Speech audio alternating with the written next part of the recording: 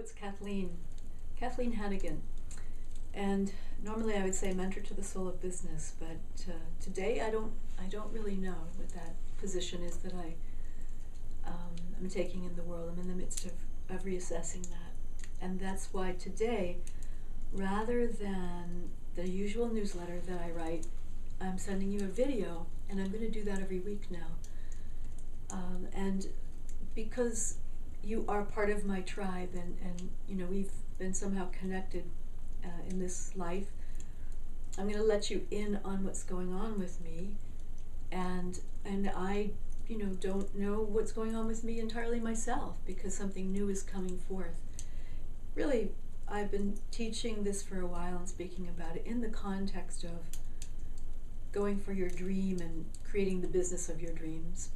And some of the things I've been teaching, I am called to so walk that talk myself that rather than you just hearing about a teaching, I'm going to share with you what it's like for me going through something. And I invite you to comment and respond and share. And I think what I'm going to do is just create, well, you'll see, I don't know everything, but I want to go back to what I said about the teachings. One of them is, some of you have heard me say this, kenosis. It's a term from the mystic tradition that means self-emptying. It means emptying oneself. And that's what we've all been called to do more than ever since November of this year, through some portals, some wormholes into a new dimension. And we're in that place now. And some of our old habits are still lingering. And some of the things that we've created, like a business, like a brand, like relationships even that we've created, many things that we're outgrowing in some way. We're getting too big for whatever that is. And we only know about letting it all go and throwing it away, or staying stuck. And there are certainly many other ways to look at this, and one of them is really to empty yourself. And that allows something new to come in. And really what I call that is grace. So I'm doing that now. I'm not going to be marketing. I have some really wonderful products, and some things I've given to you for free and will continue to. And the products, I'll probably, now and then say, hey, look I'm selling this if you'd like it. I'm not going to do a big marketing for it. My mentors might say that this is like financial or business suicide the way I'm taking this, but what's going on for me is that I don't have the desire to keep pushing and doing things the old way. That business model didn't work for me. And it was a new way for me, and then I found out it doesn't work, and that I'm creating something different, and I don't know what it is yet. I know that mentor to the soul of business is too small for me. So that's where you see me going through this, needing to shed something and really shed that skin and allow something new that I don't know yet exactly what it is to come forth. So you're going to be in on that. I'm going to share it with you. And I'm humble about this. I'm available, for people, not just people who are in business. I'm putting that out. That shoe has been too tight, and there are lots of ways that I can be of service in this time. I'm going to be doing some things like I'm volunteering at Girls Inc. to work with young girls, middle school years, and working with a New York director to create a one-woman show, a solo show. And I know that one of the characters in the solo show is a young girl that age, so and she has a pogo stick. So, sometimes people go from one wonderful thing to another, but they're both had that golden handcuff quality. For me, in this case, my practice, and I needed to move on, and now this. And as this something new emerges, it's about being creative. It's about staying with the magic. It's about trusting that, trusting something that I've been saying for a while and teaching people for a while, which is to look beyond the money. Look beyond the money. If there's anything that you say that you're not doing because you don't have the money, not only will you never do it, you'll never have the money. Yeah, that's really true. You know, we've heard follow your bliss. It doesn't mean doing nothing. It means, you know, doing something, but it may be different.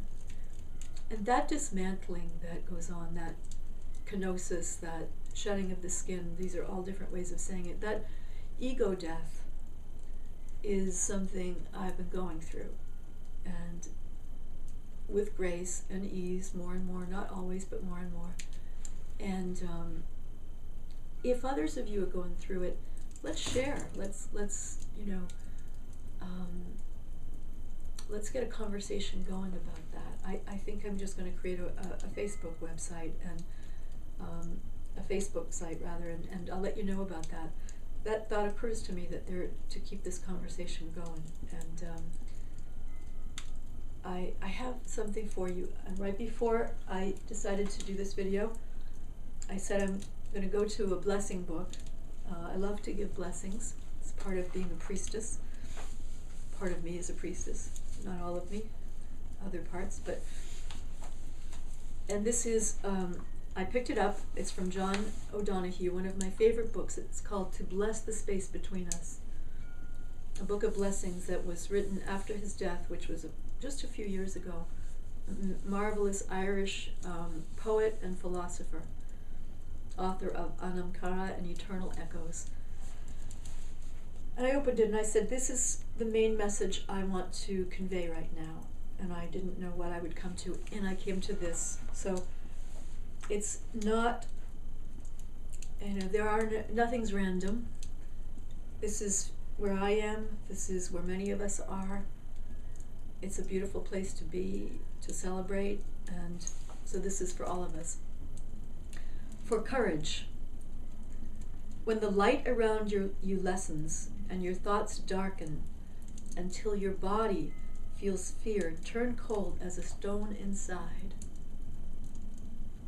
When you find yourself bereft of any belief in yourself and all you unknowingly leaned on has fallen. When one voice commands your whole heart and it is raven dark. Steady yourself and see that it is your own thinking that darkens your world.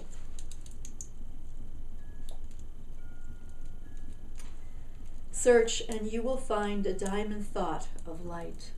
A diamond thought of light. Know that you are not alone and that this darkness has purpose. Gradually, it will school your eyes to find the one gift your life requires hidden within the night corner.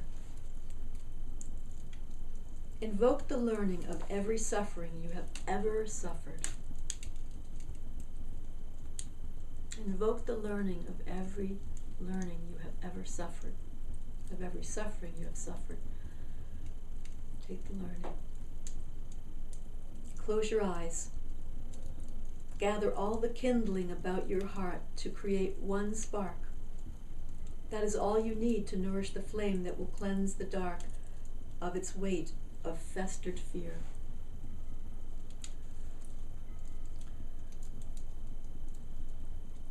A new confidence will come alive to urge you toward higher ground, where your imagination will learn to engage difficulty and its most rewarding threshold.